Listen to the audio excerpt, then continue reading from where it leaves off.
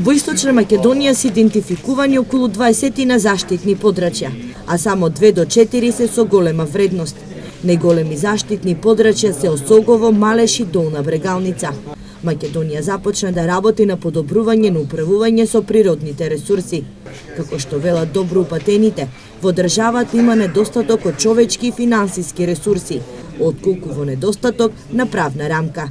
Проект координаторот на проектот за управување со заштитните подрачја Методија Саздов вели дека луѓето треба да се свестат за природните вредности, а со самото управување правиме и конзервација на природата, со кој дополнително се создаваат услови за туризам, но и за брендирање на производи карактеристични за тоа подрачје.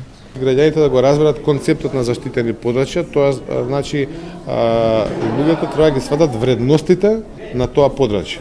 Значи не е само граѓаните во Македонија, сметаме дека имаат генерално непознавање кои се вредностите на планините, на пештерите, на заштитените подрачја генерално, доколку едно подрачје е заштитено, значи има вредност, тие вредности треба да ги пренесеме на населението, меѓутоа со самото тоа при подготвување на план за управување на тоа заштитено подрачје има 11 форми или 11 начини како може да се финансира и да се управува.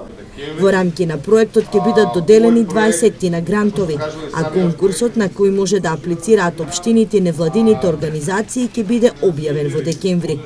Дел од активностите ќе бидат насочени кон овие заштитени подрачја, но исто така во една можност е дадена и на невладините организации и општините да аплицираат за проекти во кои што ќе се однесуваат на заштитените подрачја и предложените подрачја кои имаат високи природни вредности. Проектот се имплементира од UNDP во соработка со Министерството за животна средина. Вкупно наменети средства се 4 милиона и 300 илјади евра.